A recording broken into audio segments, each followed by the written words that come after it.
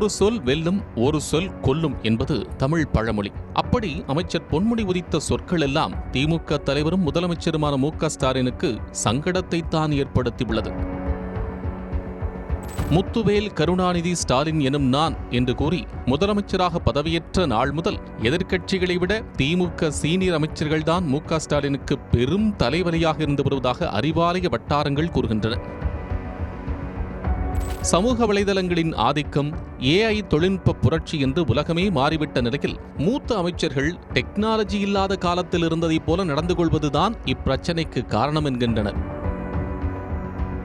இந்த வகையில் திமுகவின் மூத்த அமைச்சர்களில் ஒருவரான பொன்முடிதான் முதலமைச்சருக்கு தீராத தலைவலியாக இருந்து வருவதாக தொடர்ந்து கூறப்பட்டு வந்தது. இதனால் அவரை அடக்கி வைக்க பல வழிகளையும் முதலமைச்சர் தேடி ஒவ்வொரு நடவடிக்கையாக எடுத்து வருவதாகவும் கூறப்பட்டது. முதலமைச்சராக பதவியேற்றதுமே மு.க. ஸ்டாலின் கையெழுத்திட்ட 5 கோப்புகளில் ஒன்றுதான் மகளிர் விடியல் பயண திட்டம். ஏழை எளிய பெண்களிடம் மிகுந்த வரவேற்பை பெற்ற, அரசுக்கும் நற்பெயரை ஏற்படுத்தி தந்த இந்த திட்டத்தை ஒரே வார்த்தையில் திமுக அரசுக்கு எதிராக திருப்பினார் அமைச்சர் பொன்முடி.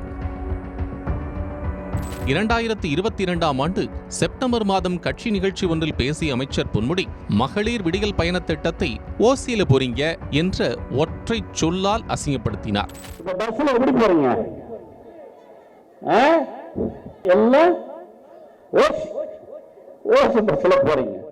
அமைச்சரின் இந்த பேச்சு சமூக வலைதளங்களில் வைரலாகி பலரும் கண்டனம் தெரிவிக்கவே பின்னர் அதற்கு அமைச்சர் வருத்தம் தெரிவித்தார். இதையடுத்து நடைபெற்ற திமுக பொதுக்குழுவில் உரையாற்றிய கட்சியின் தலைவர் மு.க. ஸ்டாலின், பாத்ரூம், பெட்ரூமை தவிர மற்ற இடங்கள் பொது இடங்கள் என ஆகிவிட்டது.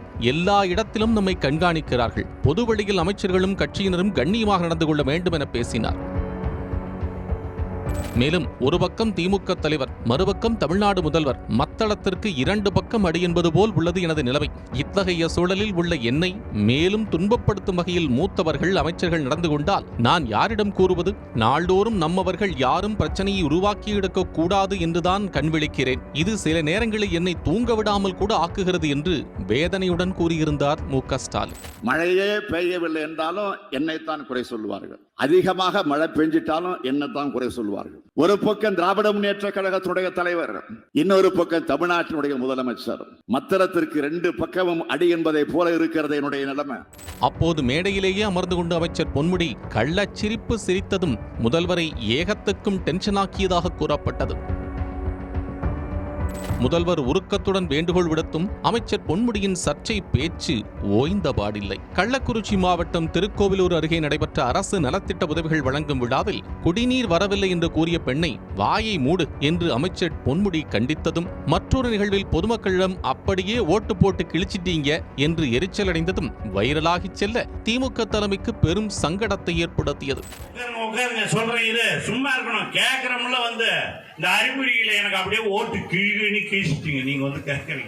பொன்முடியின் தொடர் சர்ச்சைகளால் எரிச்சலடைந்த திமுக தலைமை சொத்து குவிப்பு வழக்கில் சிக்கிய போது அவரை கைவிட்டதாகவும் கூறப்பட்டது. அந்த வழக்கில் அறிவிக்கப்பட்ட தண்டனையால் அவர் இழந்த உயர்கல்வித்துறை அமைச்சர் பதவி மீண்டும் அவருக்கு வழங்கப்படவில்லை. உயர்கல்வித்துறையில் இருந்து வனத்துறைக்கு தூக்கி அடிக்கப்பட்ட அமைச்சர் பொன்முடிக்கு கட்சியில் உள்ள அதிகாரத்தை குறைக்கும் வகையிலும் தலைமை களமிறங்கியது. அதன் ஊடாகவே கட்சி மாவட்ட பிரிப்பின் போது விழுப்புரம் மாவட்டத்தை 3ஆக பிரித்து பொன்முடியின் ஆட்டத்திற்கு கடிவாளம் போட்டது திமுக தலைமை என்கிறார்கள் உட்கட்சி விவரம் அறிந்தவர்கள். இப்படி எத்தனை நடவடிக்கைகளை திமுக தலைமை மேற்கொண்டாலும் பொன்முடியின் வாய்ப்பேச்சு மட்டும் குறையவே இல்லை. சமீபத்தில் விழுப்புரத்தில் நடைபெற்ற கூட்டம் ஒன்றில் பேசிய அமைச்சர் பொன்முடி, விலைமாதர்கள் தங்களின் வாடிக்கையாளரிடம் பேசுவதை சைவ வைணவ சமய குறியீட்டுடன் தொடர்புபடுத்தி மிகவும் அருவருக்கத்தக்க வகையில் பேசிவிட்டார்.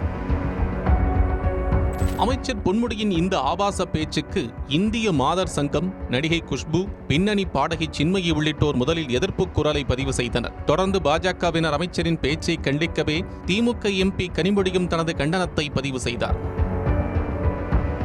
இதுகுறித்து சமூக வலைதளத்தில் பதிவிட்ட அவர், அமைச்சர் பொன்முடியின் சமீபத்திய பேச்சு ஏற்றுக்கொள்ள முடியாதது. எந்த காரணத்திற்காக பேசப்பட்டிருந்தாலும் இப்படிப்பட்ட கொச்சையான பேச்சுகள் கண்டிக்கத்தக்கது என்று குறிப்பிட்டுள்ளார்.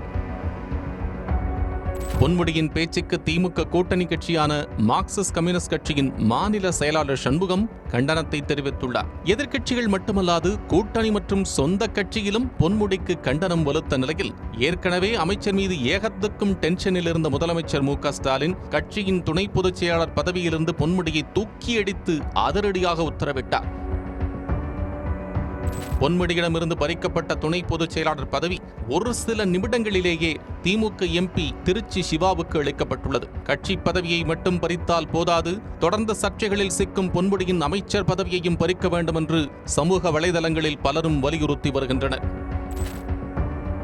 கல்வியில் முனைவர் பட்டம் பெற்றவர், அரசு கல்லூரியில் பேராசிரியராக பணியாற்றியவர், பெரியாரிய கொள்கைகளால் ஈர்க்கப்பட்டவர் என்ற அடையாளம் இருந்தாலும் ஏழை எளிய மக்கள் குறித்த ஏளன பேச்சுகளால் இன்று கட்சி பதவியை இழந்து நிற்கிறார் அமைச்சர் பொன்முடி. இனியாவது சர்ச்சைகளில் சிக்கி பின்னர் வருத்தம் தெரிவிக்காமல் விழிப்புடன் செயல்படுவாரா பொன்முடி என்பதை பொறுத்திருந்துதான் பார்க்க வேண்டும்.